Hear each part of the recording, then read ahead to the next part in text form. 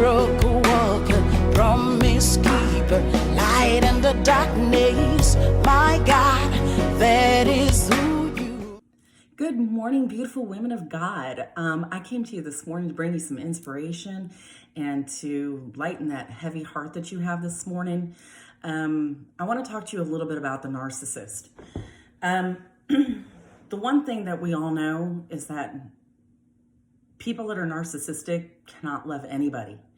They're good actors. That's what they are. And if you've experienced one, you know that's what they are. And I know that what they do is they attack your mind.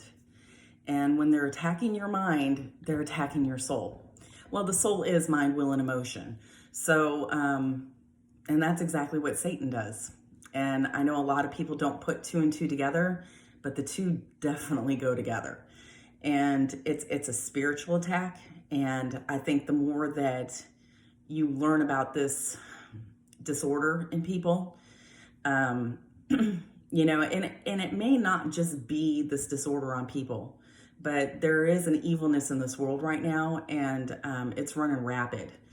And you need to get educated on it. So whether they have narcissism in them or whether they're just bad people, they're going to still have the same patterns. I mean, we all know that the phases is phase one is the love bombing stage. And that is the most brutal stage and such hard pill to swallow. And the reason it is because we think we found the man of our dreams. And the reason that it's like this is because they're mirroring you.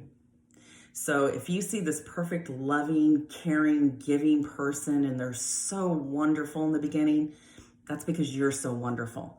And they have to mirror what they see in you because they know that that's how they're going to get you, because you're going to notice that you have everything in common. You love certain movies, they love those certain movies. You love certain foods, so do they. They love the same foods as you do. If you're into boating, they love boating. If you love going to concerts, they love going to concerts. If you're a woman of God, they are a man of God. They will do anything to manipulate and to get what they want. And then after they got you, and they know they do, and they know that you're not going to leave, and you are head over heels in love, and you'll do anything for them, is when the discarding happens. And it's slow. It'll be little things. It'll be like, oh, wow. You know, did you see how you left the bathroom today? You know, and you cleaned the bathroom. And you're just like, okay, well, what's the problem with the bathroom? And before you know it, you're in this big argument over the bathroom, or that you didn't pick up a towel, or you didn't pick up a sock, or you didn't go to the grocery store today, or you didn't do this, or you didn't do that for them, because they're all about being served.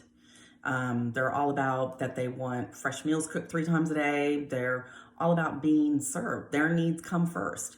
And, you know, in the beginning, it was all about your needs, about that love, that you were getting all that attention and all that love. And it was just going in and it felt so good.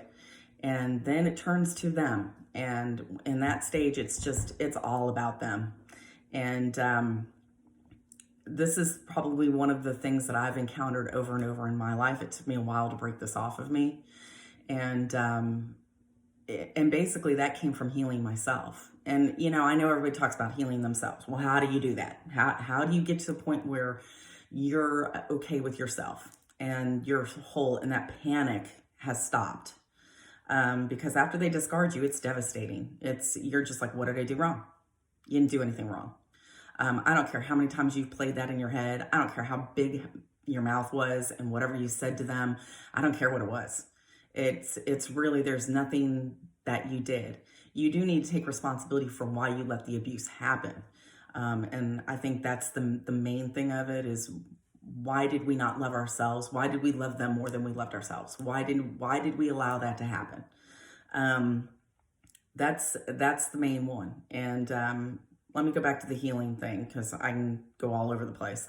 But with the healing part is really, you need to, until I figured out what my purpose was. That was really what was the breaking point for me, because I had made this man my whole world. And once you make somebody your whole world and you wake up and you think about them and you go to bed thinking about them and you think all through the day of what are they doing and just everything is about them. Well, you've now taken everything that was about you and it's gone. This happens, when your kids start going to college and you've been living your life for your kids and all of a sudden they're at college, you kind of still have that empty nester feeling and you have to rediscover yourself. This is very similar to that.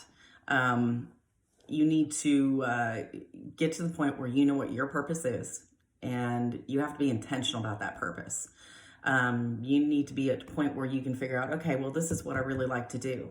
And these are the things that I want to do, and you're happy doing them. Whether that's going to have coffee with girlfriends, whether that's going to the movies with girlfriends, whether that's, starting a new career, whether it's painting, whether it's making jewelry and putting it on eBay and selling it, whatever it is that you have a passion for, you need to find that again. You had it before you met them and it's still in you. You just got to bring that back out so that your focus is no longer on them. And that's really when your healing will begin, is when you stop obsessing and you stop playing everything over and over in your head, is when you're going to start healing. I hope this was a blessing to you, and I hope that you'll stay tuned and share my information, and we're going to keep on getting healed.